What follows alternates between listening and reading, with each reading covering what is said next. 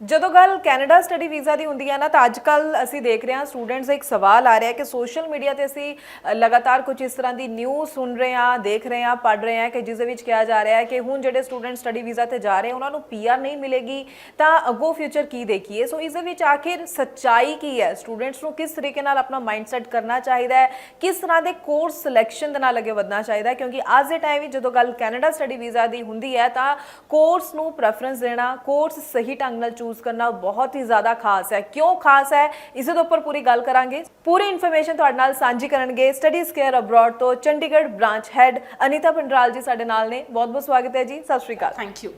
सो अनीता जी पहला तो एक क्लैरिटी जरूर दो, स्टूडेंट्स के सवाल ने तुहाडे कोल भी स्टूडेंट्स हुण इस गल नूं लैके जरूर सवाल आ रहे होने, आखिर इस पिछे हुण सच्चाई की है, जिहड़ी इस तरह की कुछ स्टेटमेंट्स आ रहे हैं इन्हां नूं आपां ऑफिशियली मन्निया जाए या स्टूडेंट हुण अपना किवें दा माइंड सैट रखे, क्योंकि स्टूडेंट्स दे नाल नाल पेरेंट्स दे मन विच भी कई सवाल आन लगे ने कि स्टडी वीज़ा ते जावांगे तां की अगों हुण पीआर नहीं मिलेगी। जरूर इस उपर पूरी जो सच्चाई है, पूरी क्लैरिटी स्टूडेंट्स नूं दो जी।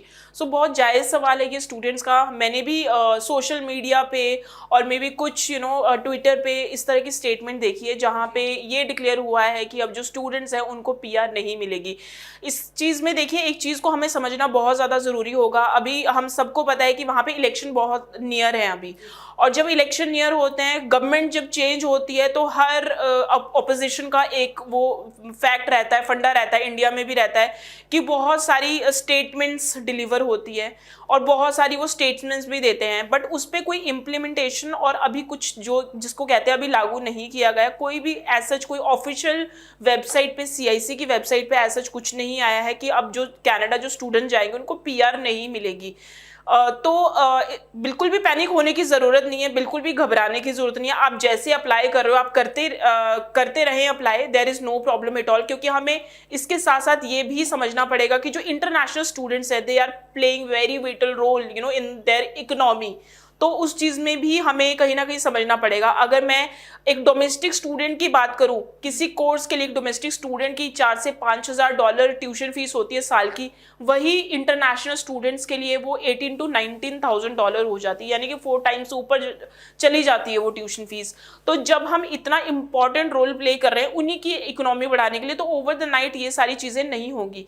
यस, इंटरनेशनल कैपिंग लगी है और वो जो कैपिंग है वो काफ़ी हद तक जिसको मैं कहती हूँ कि वो 70% तक भी पहुँच चुकी है। तो वी नीड टू लाइक वहाँ पे हमें कुछ चीज़ों का बहुत ज़्यादा ध्यान रखना है। जैसे कि मैं हर वीडियो में आपको कम्युनिकेट करती हूँ कि आपको अपने कोर्स को लेके बहुत ज़्यादा स्पेसिफिक रहना है। इस टाइम पे वो टाइम बिल्कुल भी नहीं है जबकि आप ये सोचो कि मैं कनाडा अपने किसी रिश्तेदार के पास और वहाँ पे रह लूँ जहाँ पे मेरे रिलेटिव का और मे बी फ्रेंड का जो घर है वो बहुत नज़दीक है, तो मैं ये कोर्स एंड ये कॉलेज में सेक्रीफाइस कर लूँ।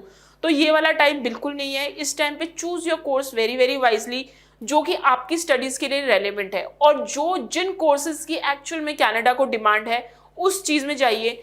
अब यहाँ पे बहुत सारे कंसल्टेंट आज के टाइम पे ये बोल रहे हैं और मे भी बहुत सारे लोग आज के डेट में ये बोल रहे हैं कि आप प्लीज़ उन्हीं कोर्सेज में जाइए जहाँ पे डिमांड हो, बट स्टूडेंट को ये जानना बहुत ज़्यादा ज़रूरी होगा आखिरकार कौन से कोर्सेज की डिमांड है कनाडा में। सो अगर मैं डिमांड की बात करूँ तो हर प्रोफाइल के रिलेटेड उनको, हर प्रोफेशन का, हर प्रोफाइल के रिलेटेड उनको जो है वहाँ पे एम्प्लॉयज़ चाहिए हैं, और उन एम्प्लॉयज़ के लिए वो अपनी ही कनेडियन जो एजुकेशन है वो दे रहे हैं। तो अगर आप 12th कॉमर्स से हो तो कॉमर्स के रिलेटेड भी बहुत ज़्यादा कोर्सेज हैं, go with the specialized course. आप स्पेशलाइज्ड कोर्स के साथ जाइए। अगर आप टेक्निकल में हो तो ऐसी जगह पे जाइए जहाँ पे एक्चुअली टेक्निकल जॉब्स की रिक्वायरमेंट हो, ना कि आप ऐसी लोकेशन चूज़ करें कि मैं तो पीआर के लिए देख रहा हूँ और मैं इसलिए देख रहा हूँ कि यहाँ पे ज़्यादा नहीं पढ़ना होगा। वो टाइम बिल्कुल जा चुका है। तो इस टाइम पे if you are planning for the Canada, choose your course and the university very very wisely. Go with the universities. अगर आपको यूनिवर्सिटी की ऑप्शन मिल रही है तो यूनिवर्सिटी चूज़ कीजिए।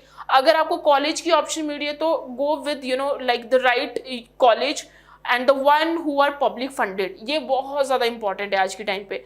Don't go with any private college और any short term program, तो इसमें तो बिल्कुल मत जाइए। उन्हीं प्रोग्राम्स में जाइए जिसमें जब भी आप कोर्स सेलेक्ट करें आप 2 से 3 चीज़ों का बिल्कुल ध्यान रखें। पहला, आप उसमें क्या सब्जेक्ट पढ़ने वाले हैं, जो भी आप सब्जेक्ट पढ़ने जा रहे हैं क्या वो आपकी स्टडी से रिलेट कर रहे हैं। अगर वो आपकी स्टडी से रिलेट कर रहे हैं तो वो कितना परसेंट रिलेट कर रहे हैं, परसेंटेज रेशो हमेशा जो रहनी चाहिए वो 60-40 होनी चाहिए, यानी कि 60% आप पढ़ चुके हो, 40% आप नया सीखने जा रहे हो।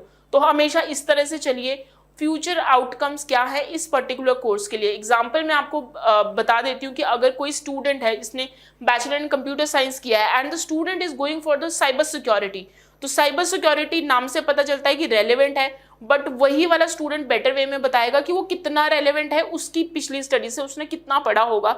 एंड द फ्यूचर आउटकम्स, उसके फ्यूचर आउटकम्स कनाडा में कितने हैं, अगर आप इंडिया वापस आते हो तो इंडिया में कितने हैं, या फिर किसी और कंट्री में वर्ल्ड वाइड उसके क्या रैंक की है। बिकॉज हाई कमीशन ऑफिसर आपको वहां पे इसी तरीके से देखा गया कि once you will come back to India तो आप अपनी डिग्री की वैल्यू अपनी कंट्री में क्या दोगे, तो we need to think from that perspective. ਬਿਲਕੁਲ ਬਿਲਕੁਲ ਦੇਖੋ ਅਨੀਤਾ ਜੀ ਨੇ ਜਿਹੜੀਆਂ ਵੀ ਗੱਲਾਂ ਸਮਝਾਈਆਂ ਨੇ ਸਟੂਡੈਂਟਸ ਨੂੰ ਹੁਣੇ ਆਪਣੇ ਮਾਈਂਡ ਵਿੱਚ ਰੱਖਣੀਆਂ ਹੀ ਪੈਣਗੀਆਂ, ਇਹਨਾਂ ਗੱਲਾਂ ਤੇ ਫੋਕਸ ਕਰਨਾ ਹੀ ਪਏਗਾ ਜੇਕਰ ਤੁਸੀਂ ਸਿੰਸੀਅਰਲੀ ਆਪਣੇ ਫਿਊਚਰ ਨੂੰ ਬ੍ਰਾਈਟ ਹੁੰਦਾ ਦੇਖਣਾ ਚਾਹੁੰਦੇ ਹੋ ਕੈਨੇਡਾ ਦੇ ਵਿੱਚ, ਤਾਂ ਚੰਗੀਆਂ ਆਪਸ਼ਨ ਸਾਨੂੰ ਸਿਲੈਕਟ ਕਰਨੀਆਂ ਹੀ ਪੈਣਗੀਆਂ।